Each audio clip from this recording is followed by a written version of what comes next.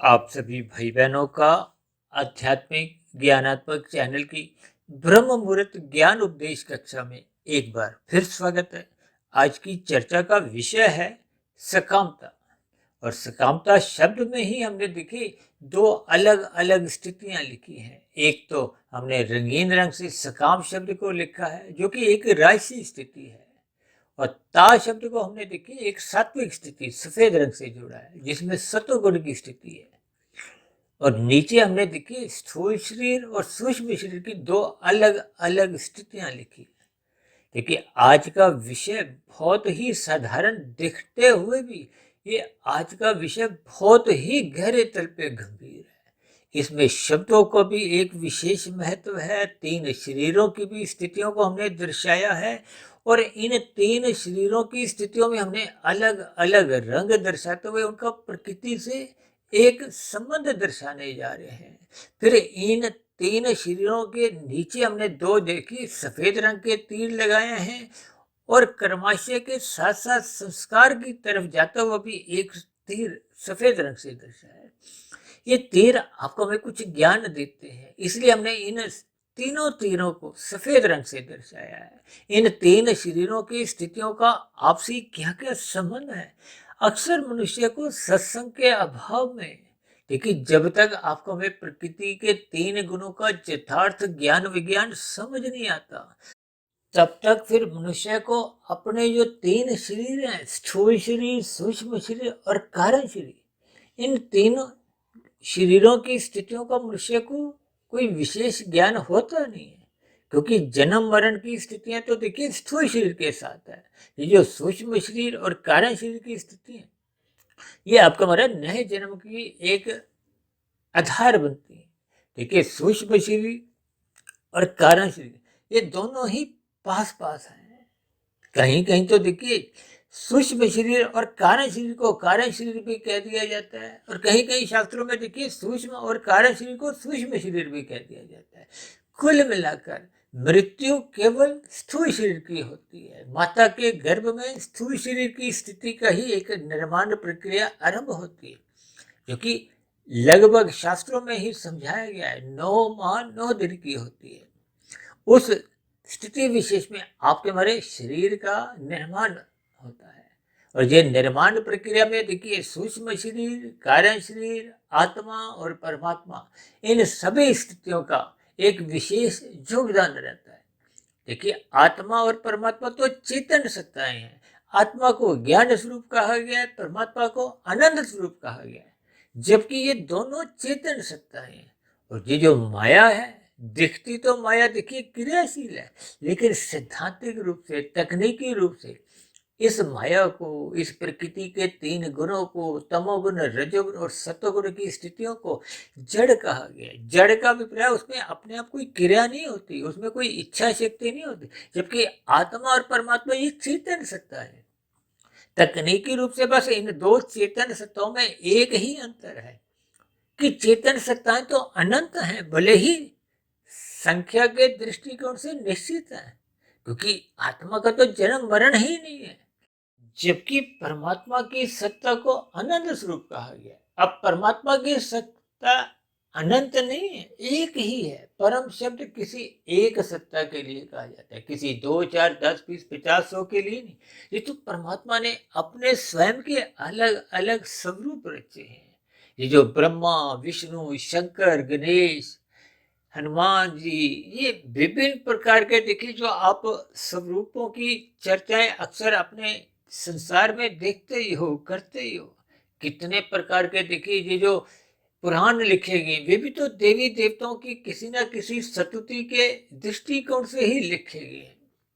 ये जो प्रकृति के तीन गुणों की स्थितियों में, तमोगुण, रजोगुण और सतोगुण में, ब्रह्मा, विष्णु, शंकर जी को इन तीन गुणों का एक विशेष स्थिति से जोड़ा गया है। ब्रह्मा जी को सृष्टिकर्ता के रूप में कहा जाता है, और साथ ही ब्रह्मा जी को देखिए रजोगुण से जोड़ा जाता है, जबकि शिवजी भगवान जी को तमोगुण से जोड़ा जाता है। और रजोगुण से और तमोगुण से, ये देखिए, ये एक विशेष स्थितियां आपके हमारे जीवन में निरंतर बनी रहती है। जबकि विष्णु जी को सत्वगुण से जोड़ा जाता है, ज्ञान से जोड़ा जाता है, पालन से जोड़ा जाता है। देखिए, इन सभी स्थितियों पर अलग अलग भावार्थ के दृष्टिकोण से हमारी चर्चाओं में भी कभी कभी भिन्नता आ जाती है, क्योंकि प्रकृति के 3 गुणों की बहुत ही रहस्यमय स्थिति है। स्वयं भगवान श्री कृष्ण जी ने गीता में प्रकृति के 3 गुणों के खेल को, ज्ञान को बहुत ही एक गूढ़तम ज्ञान से जोड़ा है, जबकि इनके 3 गुणों के खेल को बहुत ही सरल खेल भी कहा गया। लेकिन ये सभी स्थितियां मनुष्य को यथार्थ ज्ञान के अभाव में समझ नहीं आता। ये प्रकृति के 3 गुणों की स्थितियां बहुत ही रहस्यमयी है। हालांकि परमात्मा की प्रेरणा से, गुरुओं के आशीर्वाद से आज तक हमने तकरीबन 2020-22 वीडियो तो प्रसारित भी कर चुके हैं, और ये सभी की सभी वीडियो देखिए प्रकृति के 3 गुणों से संबंध रखते हैं, तमोगुण, रजोगुण और सत्वगुण की स्थिति है। जबकि सापेक्ष दृष्टिकोण से तो इन 3 गुणों को देखिए, तमोगुण से अच्छा गुण तो रजोगुण कहा गया, रजोगुण से भी अच्छा गुण सत्वगुण कहा गया। और शास्त्रों में तो इन 3 गुणों की स्थितियों में तमोगुण को और रजोगुण को बंधनदायक स्थितियों से जोड़ा गया है, जबकि सतोगुण को ज्ञान की स्थिति से जोड़ा गया है। इसलिए तो बार बार कहा जाता है सत्संग करो, सत्संग करो। और हम तो अपनी चर्चाओं में बार बार कहते रहते हैं सत्संग करो, रात को जल्दी सो जाओ, क्योंकि मौनात्मक स्थितियां होती है। यानी कि अप्रत्यक्ष रूप से हम तमोगुण की निंदा करते हैं, क्योंकि शास्त्र बार बार कहते हैं तमोगुण की निंदा करो। किस लिए? क्योंकि तमोगुण आपको में एक निकृष्ट स्थितियों से जोड़ता है, तमोगुण अज्ञानता में ले आता है, मौनात्मक स्थितियों से जोड़ता है, निषेध कर्मों की ओर प्रोत्साहित करता है। तभी तो भागवत पुराण में देखिए वो जो कलयुगी 5 स्थितियां हैं, धूत कीड़ा, मद्यपान, स्त्री संग, हिंसा और अनीतिगत कार्यों से कमाए गए धन, स्वर्ण को कलयुगी स्थितियों से जोड़ा गया है। कलयुग का विपरीत तमोगुण से। ये जो सतयुग, त्रेता, द्वापर और कलयुग की स्थिति है, इनको भी देखिए प्रकृति के 3 गुणों से जोड़ा गया है। अब सतयुग को सतोगुण से जोड़ा जाता है, जबकि त्रेता युग को सतोगुण के साथ साथ रजोगुण के साथ जोड़ा जाता है, जबकि द्वापर को देखिए एक रजोगुण और तमोगुण से जोड़ दिया जाता है, जबकि कलयुग को तो विशेष रूप से देखिए तमोगुण से ही जोड़ा जाता है। ये भी इनके देखिए अलग अलग भावार्थ है। यूं तो हम देखिए प्रकृति के 3 गुणों के स्थितियों को प्रतिदिन, ये जो 4 युग हैं, सतयुग, त्रेता, द्वापर और कलयुग, इनको मैं कभी कभी देखिए प्रतिदिन की स्थितियों से भी जोड़ देता हूँ। ब्रह्म मुहूर्त की स्थिति को हम सतयुग से जोड़ते हैं, उसके बाद की जो एक सतोगुण की स्थिति है उसको हम एक राजसी स्थिति से जोड़ते हैं, त्रेता युग से जोड़ देते हैं। देखिए ये 3 गुणों की स्थितियां बहुत ही रहस्यमयी है। अब दिन में देखिए जब रजोगुण विशेष प्रधान स्थिति से होता है तो उसको द्वापर युग से जोड़ दिया जाता है, और शाम को सूर्य के ढलते ही अंधकार में स्थितियां बनती हैं, मोहनात्मक स्थितियां अपना प्रभाव दिखाने लगती हैं, तो उस स्थिति विशेष को कलयुग से जोड़ दिया जाता है। हालांकि शास्त्रों में तो देखिए कलयुग से दुगनी आयु त्रेता युग की है। कलयुग की आयु ही 4,32,000 है, उससे दुगनी आयु द्वापर युग की है, और कलयुग की तिगनी आयु त्रेता युग की कहेगी, और 4 गुनी आयु सतयुग की कहेगी। जबकि हम जो शाम की स्थिति को कलयुग से जोड़ते हैं वो तो बहुत ही एक लंबी स्थिति है, जबकि ब्रह्म मुहूर्त जिसको हम सत्वगुण से जोड़ते हैं वो बहुत ही अल्प स्थिति है। लेकिन इस अल्प स्थिति को भी हम देखिए, हमने एक वीडियो बनाया था तकरीबन 4-6 महीने पहले। हालांकि हम ब्रह्म मुहूर्त को तो देखिए 2 घंटे 40 मिनट से जोड़ते हैं, क्योंकि 24 घंटे की दिन रात है, 3 गुण नित्य बने रहते हैं, सबके हिस्से में ही 8-8 घंटे आ जाते हैं।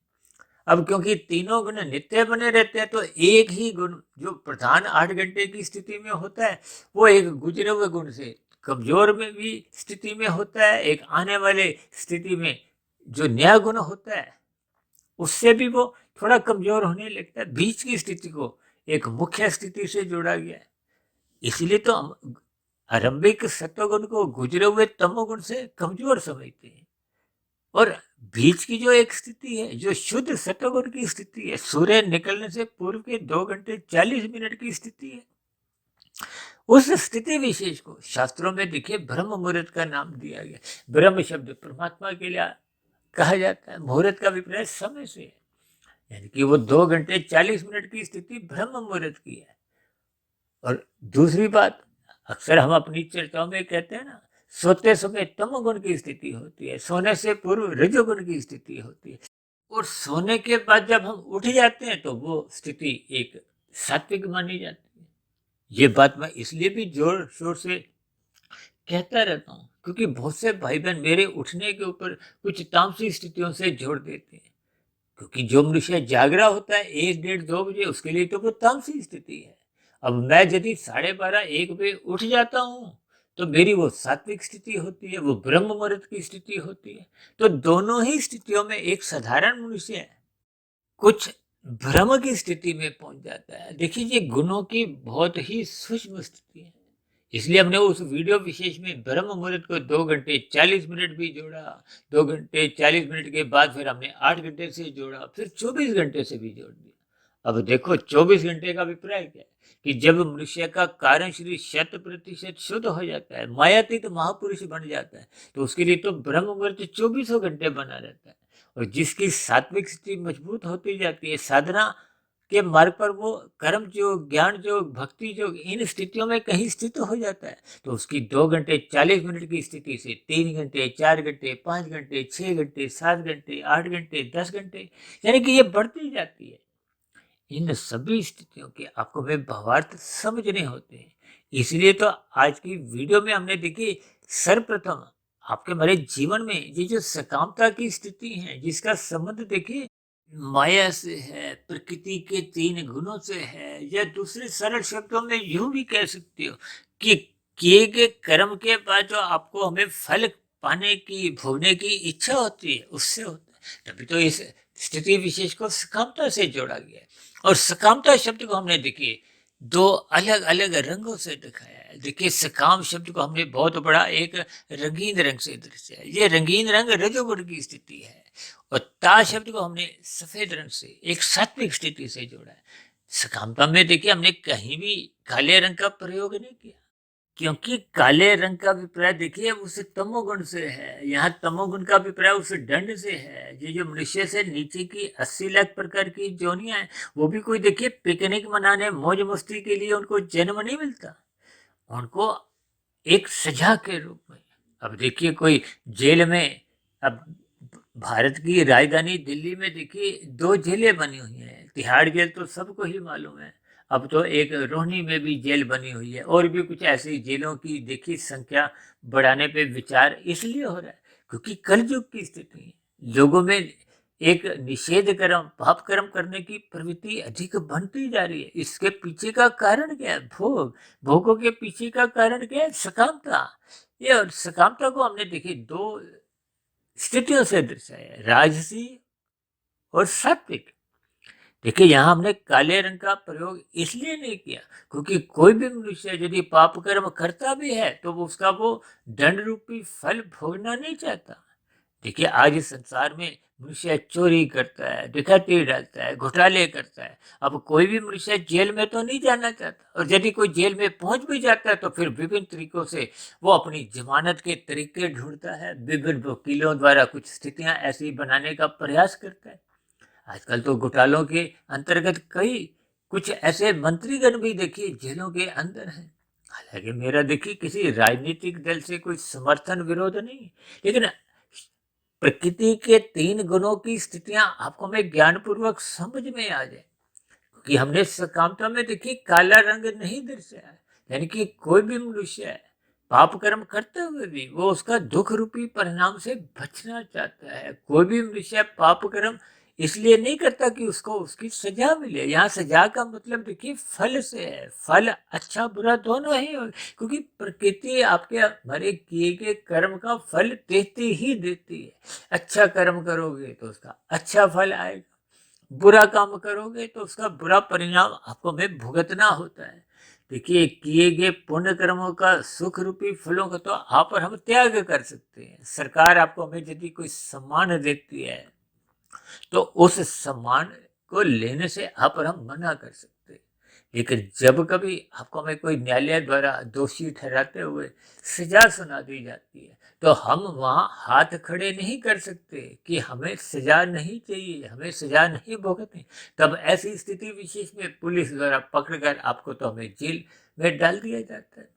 ठीक इसी तरह मनुष्य योनि पाकर यदि हम सकाम भाव से सात्विक कर्म करते हैं, परोपकार के कार्य करते हैं और हमारी पात्रता ऊपर की योनियों को पाने की बन जाती है या विशेष प्रकार के सुखों को पाने की एक पात्रता बन जाती है। देखिए, जब हम कर्म करते हैं तो आपका हमारा कुछ एक नजरिया होता है फल पाने का।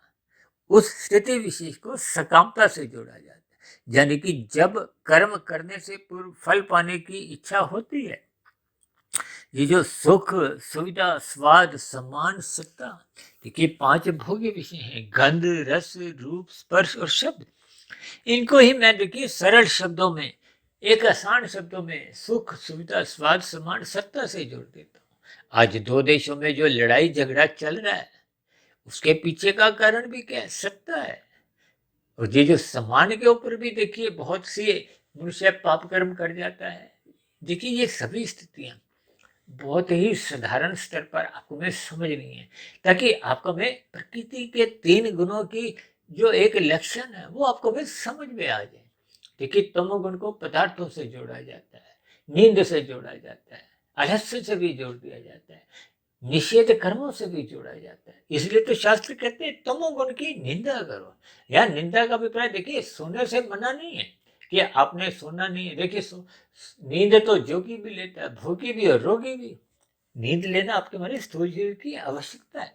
नींद तो मैं भी लेता हूँ। मैं भी जब 8 बजे सो जाता हूँ तो मैं उठ चाहता हूँ कि 1-1:30 बजे उठ जाऊँ, जबकि नींद को तमोगुण से जोड़ा जाता है। अब देखिए, हमारे भी कुछ आवश्यकता है, दाल रोटी चाहिए, पहनने को वस्त्र चाहिए, रहने को घर चाहिए, तो ये पदार्थ भी देखिए तामसी गिने जाते हैं। लेकिन जब हम भोगों से जुड़ने लगते हैं तो फिर वो थोड़ी राजसी स्थितियां होती हैं। और जब मनुष्य देखिए मांसाहार भोजन का सेवन करता है, निषेध कर्म करता है, तो फिर वो स्थितियां आपको में एक तामसी स्थितियों से जोड़ता है। ये जो शास्त्रों में 5 निंदनीय स्थानों की अभी जो हमने चर्चा की, धूत, कीड़ा, मदपान, स्त्री संग, हिंसा और अनीतिगत कार्यों से कमाए गए धन की ये निंदा, ये तामसी स्थिति है, यानी कि तमोगुण की निंदा की गई है।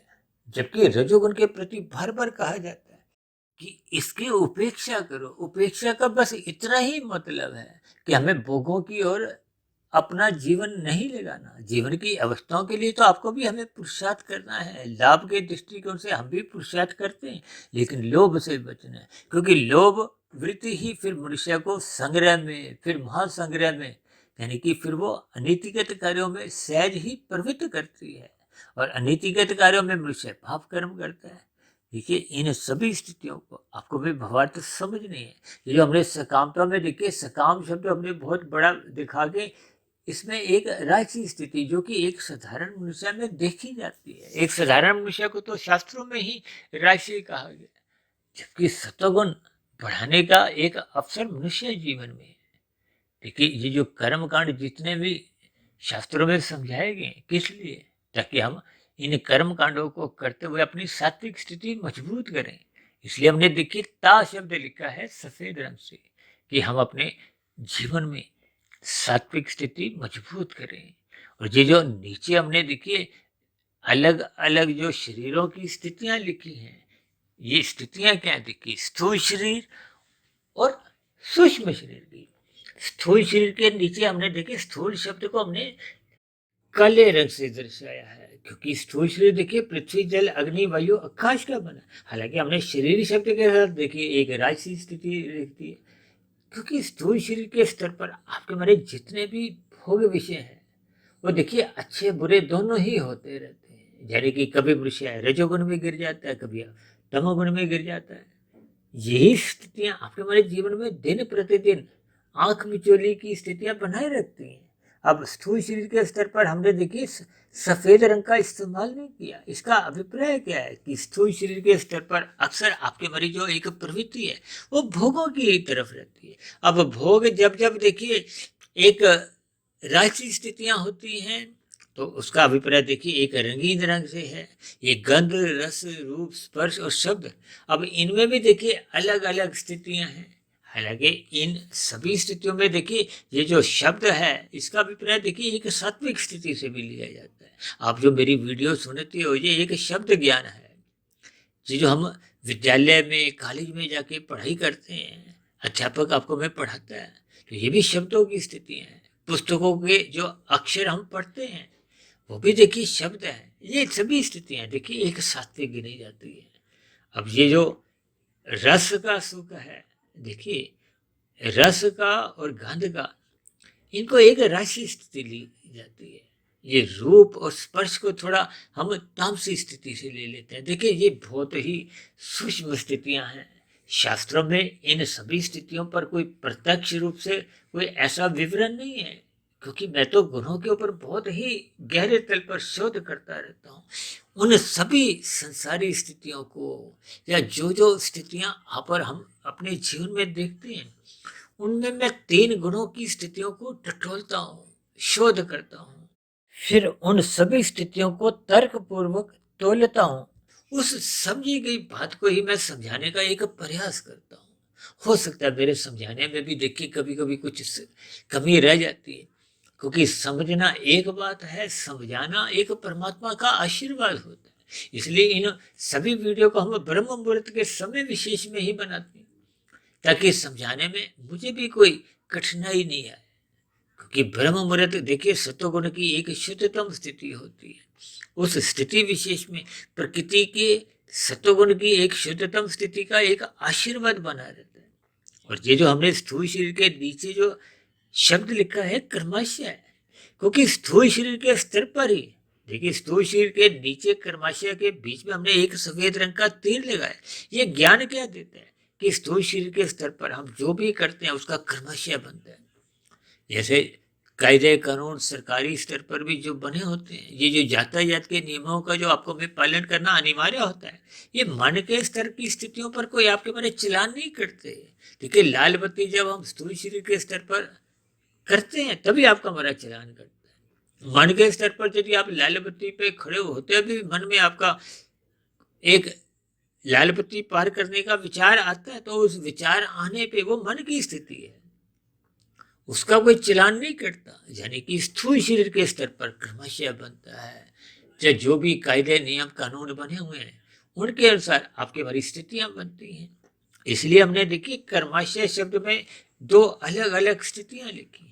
अच्छा बुरा कर्माशय आपका हमारा बनता है जब हम शुभ काम करते हैं, शास्त्र संगत काम करते हैं, विधि विधान द्वारा धर्मानुसार कर्म करते हैं फल पाने के लिए, तो आपका हमारा एक राशि कर्माशय बनता है। जब जब हम देखिए निषेध कर्म करते हैं, विभिन्न प्रकार के हम कानूनों का भी उल्लंघन कभी करते हैं, तो भले ही देखिए कानून के स्तर पर यदि हम नहीं भी पकड़े जाते तो इसका अभिप्राय नहीं है कि आपका हमारा वो पाप कर्म का कर्माशय नहीं बनेगा।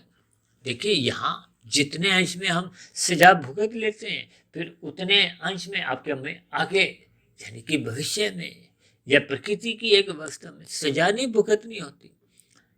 अक्सर मैं कहता हूँ ना कि यहाँ की लाल बत्ती पार करने पे यदि आप नहीं भी पकड़े जाते, आपका चलान नहीं भी कटता, लेकिन परमात्मा की अदालत में, प्रकृति की व्यवस्था में आपका हमारा चलान कट जाता है। ये जो नीचे की 80 लाख प्रकार की योनियों के जितने भी जीव हैं वो अपने कटे हुए चलानों का ही भुगतान कर रहे हैं, सजा भुगत रहे हैं। ये तो परमात्मा क्योंकि परम दयालु हैं, परमात्मा देखिए सदा ही आपको मैं प्रसन्न देखना चाहते हैं, खुशी देते हैं, क्योंकि परमात्मा तो देखिए दिव्य गुणों का सागर है। परमात्मा दुख नहीं देते।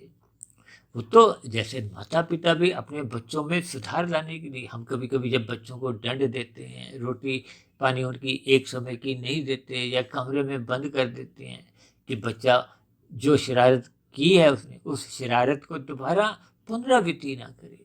और समाज में एक व्यवस्था बनाए रखने के लिए परमात्मा भी देखिए आपको में किए गए पाप कर्मों की सजा देते हैं, लेकिन अचेत रख देते हैं कि आपको में पीड़ा नहीं हो। अब नीचे की 80 लाख प्रकार की योनियों के जितने भी असंख्य जीव हैं, उनको ऐसा बोध नहीं है। देखो, आपको हमें सुबह का नाश्ता नहीं मिले तो अब हम विचलित होते हैं, दोपहर की खाना भी नहीं मिले तो और अधिक विचलित हो जाएंगे, 2 दिन 4 दिन खाना नहीं मिले तो हम अपने आप में कितनी ही दुखद स्थिति का एक अनुभव करते हैं। लेकिन ऐसी स्थितियां देखिए पशुओं की, पक्षियों की, कीड़े मकोड़े, इनकी नहीं होती, क्योंकि वो क्रमशः बुद्धि के स्तर पर अचेत हैं। अब पेड़ पौधे वनस्पति तो देखिए लगभग 99.99% अचेत हैं। फिर जो कीड़े मकोड़े, कीट पतंगे कम अचेत हैं। जैसे जैसे देखिए ये वृद्धि होती है, पक्षी और कम अचेत है, पशु तो लगभग देखिए थोड़े थोड़े सचेत होने आरंभ हो जाते हैं, क्योंकि पशुओं का और मनुष्य को जन्म लेने की जो एक स्थिति है लगभग एक समान है। देखिए ये सभी स्थितियों को आपको हमें ज्ञानपूर्वक समझना है। और ये जो हमने कर्माशय की स्थितियां लिखी हैं, क्योंकि स्थूल शरीर के स्तर पर देखिए जब हम धर्मानुसार कर्म करते हैं तो आपका हमारा एक अच्छा कर्माशय बनता है। अच्छा कर्माशय का अभिप्राय केवल इतना ही है कि उससे आपको हमें संसारी सुख मिलते हैं, माया के सुख मिलते हैं। और जब जब हम बुरा अपना कर्माशय बनाते हैं स्थूल शरीर के स्तर पर, तो उसका फिर आपको हमारा कर्माशय भी बिगड़ता है, उसके आपको हमें फिर दुख रूपी परिणाम भुगतने होते हैं। और ये जो हमने मन की स्थितियां लिखी हैं, देखिए मन की स्थितियों को हमने एक चिंतन से जोड़ा है। मन बुद्धि के स्तर पर जो आपका हमारा चिंतन मनन की स्थितियां होती हैं, कभी हम भोगों का चिंतन कर रहे हैं, कभी हम कोई बुराई का चिंतन कर रहे हैं, या कुछ कभी कभी हम एक सात्विक स्थिति का भी चिंतन करते हैं। देखिए यहाँ 2 प्रकार की स्थितियां बनती हैं। सूक्ष्म शरीर के स्तर पर हम जो भी चिंतन की स्थितियों में अपने आप को स्थित करते हैं, उसका कर्माशय नहीं बनता, लेकिन उसके संस्कार बनते हैं। जबकि स्थूल शरीर के स्तर पर हमने तीर द्वारा क्या दिखाया कि जैसा हम कर्माशय बनाते हैं, जैसे कर्म करते हैं, क्योंकि ऊपर देखिए सकामता लिखी है, नीचे स्थूल शरीर लिखा है, और उसके नीचे हमने कर्माशय लिखा है। ये अच्छा बुरा दोनों प्रकार का बनता है, यानी कि पाप कर्मों का कर्माशय, पुण्य कर्मों का कर्माशय। देखिए पुण्य कर्म भी 2 प्रकार के हैं। जब विशेष प्रकार के सात्विक कर्म होते हैं, परोपकार के कार्य सकाम भाव से, तो उसका कर्माशय अच्छा बनता है, विशेष प्रकार के फिर सुख मिलते हैं। लेकिन ये जैसा जैसा कर्माशय बनता है, अब कर्माशय से एक तीर हमने देखे संस्कारों की ओर भी सफेद रंग से दर्शाया, यानी कि बने हुए कर्माशय से संबंधित संस्कार बनते हैं। और जैसा कर्माशय होता है, पाप कर्मों का कर्माशय के बुरे संस्कार बनते हैं, पुण्य कर्मों का कर्माशय के शुभ संस्कार बनते हैं। और उधर हमने जो सूक्ष्म शरीर से नीचे जो तीर संस्कार की ओर लगाया, उसका अभिप्राय केवल संस्कार की स्थिति से है, यानी कि मन के स्तर पर हम जैसा चिंतन करते हैं उसका केवल संस्कार बनते हैं, कर्माशय नहीं बनता। इसीलिए तो बार बार कहते हैं कि संस्कारों को बिगड़ने मत दो। ये संस्कार बनते भी मनुष्य योनि में है और बिगड़ते भी मनुष्य योनि में है। यानी कि नीचे की योनियों में पाप कर्मों का नाश होता है, ऊपर की योनियों में पुण्य कर्मों का नाश होता है, और मनुष्य योनि में पाप और पुण्य दोनों कर्मों का ही नाश होता है। नए कर्म करने की स्वतंत्रता है, साधना करने का एक अवसर है। हालांकि आज हमारा विषय केवल सकामता के अंतर्गत ही है, क्योंकि साधना करने का अभिप्राय देखिए निष्काम कर्मों से है। यानी कि जब सकामता परोपकार के कार्यों में समाप्त हो जाती है, तो फिर वो उनमें निष्कामता आ जाती है। निष्काम कर्मों को ही कर्म योग से जोड़ा गया है। कर्म योग से आगे की स्थिति ज्ञान योग की है, ज्ञान योग से आगे की स्थिति भक्ति योग की कही गई है। देखिए ये योग की स्थितियों में आपके बारे जो संस्कार हैं, बुरे संस्कार, वो क्रमशः कमजोर पड़ते हैं, दग्ध बीज होने लगते हैं, जिसके फलस्वरूप आपका हमारा कारण शरीर क्रमशः शुद्ध होने लगता है। कारण शरीर शुद्ध होने से फिर आत्मा के ऊपर जो एक अज्ञानता की स्थिति, राशि तामसी स्थितियां, देखिए राशि स्थिति को विक्षेप से जोड़ा जाता है, तामसी स्थिति को मल से जोड़ा जाता है। इन दोनों ही स्थितियों का आवरण आत्मा के ऊपर पड़ता है, और आत्मा पर आवरण होने पे वो परमात्मा से उतने अनुपात में, उतने अंश में विमुख होने लगती है। तो इन सभी स्थितियों का ज्ञानपूर्वक आपको भाई चिंतन करना है। सर्वप्रथम आपके हमारे जीवन में ये जो सकामता हमने लिखी है, इसको क्रमशः राशि से सात्विक बनाना चाहिए। यानी कि सकाम जो हमने रंगीन लिखा हुआ है, इसमें जो ता एक सफेद रंग से है, इस सकामता को सर्वप्रथम हम जहां तक संभव हो सके सफेद रंग से जोड़ें, यानी कि सात्विक पुण्य कर्म करें। क्योंकि सात्विक पुण्य कर्म देर सवेर मनुष्य को निष्काम भाव से कर्मों में एक खींच ले जाते हैं। जैसे सकाम राशि कर्म धीरे धीरे मनुष्य को देर सवेर कभी ना कभी पाप कर्मों में घसीट लेते हैं। क्योंकि रजोगुण का पड़ोसी गुण कौन है? तमोगुण। अब रजोगुण का जो दूर का गुण है वो सतोगुण है। जब मनुष्य पहले ही सतोगुण में पहुंच जाता है तो फिर रजोगुण उसका थोड़ा थोड़ा कमजोर होते हुए अब सतोगुण से उसको बार बार परमात्मा की प्रेरणाएं मिलती हैं। परमात्मा की एक आनंद की स्थितियां बार बार उसको अपनी ओर खींचती हैं। यानी कि सतोगुण से विशुद्ध सतोगुण की ओर जैसे जैसे हम अपनी यात्रा आरंभ करते हैं तो आपके हमारे सकामता में ही निष्कामता आने लगती है। यानी कि परोपकार के कार्य जो पहले सकाम भाव से हो रहे थे, उनमें धीरे धीरे निष्कामता आने लगती है। तो फिर वो कर्म योग की स्थिति आरंभ होती है। तो ऐसी सभी शुभ स्थितियां हम सभी भाई बहनों के जीवन में भी क्रमशः बनना लगे। यानी कि सर्वप्रथम मनुष्य पाप कर्मों से बचे, यानी कि तामसी स्थितियों से अपने आप को बचाए। और जब मनुष्य का बचना तभी संभव होता है जब हम श्रद्धा पूर्वक सत्संग करते हैं, फिर किए गए श्रद्धा पूर्वक सत्संग का मनन करते हैं। मनन के बाद वो जैसे जैसे शुभ संस्कार कारण शरीर में बनने लगते हैं तो आपकी हमारी दिनचर्या सहज ही व्यवस्थित बनी रहती है, संतुलित बनी रहती है, मर्यादित बनी रहती है। जो मनुष्य के विषय भोग राशि स्थितियां एक मर्यादा में रखती हैं, तमोगुण में गिरने नहीं देती। तो फिर ऐसी स्थितियों में रात को मनुष्य जल्दी सोने लगता है, हानि की स्थितियों से अपने आप को बचाने लगता है और लाभ की स्थितियां जो ब्रह्म मुहूर्त में उठने से सहज ही मिलने लगती है, उन स्थितियों का मनुष्य संग करता हुआ अपनी आध्यात्मिक उन्नति के दरवाजे क्रमशः खोलने में लगने लगता है। तो ऐसी सभी आध्यात्मिक उन्नति की स्थितियां आपके हमारे भी जीवन में बनने लगी। इन शुभ कामनाओं के साथ आज की चर्चा विशेष को अब यही विश्राम देते हैं। शाम को फिर मिलते हैं संध्या बेला ज्ञान कक्षा में। तब तक आप अपने आध्यात्मिक में सुधीर भाटिया फकीर को इजाजत दें। फिर भी वीडियो संबंधित आपके मन में कोई प्रश्न उठ रहा हो, कोई मेरी ही कही गई बातों पर आपको किसी प्रकार की आपत्ति हो, तो आपके प्रश्नों के साथ साथ आपकी शिकायतों का नीचे दी गई कमेंट्स बॉक्स पर सदा ही स्वागत है। चर्चा विशेष को ध्यानपूर्वक सुनने के लिए आप सभी भाई बहनों का बहुत बहुत धन्यवाद।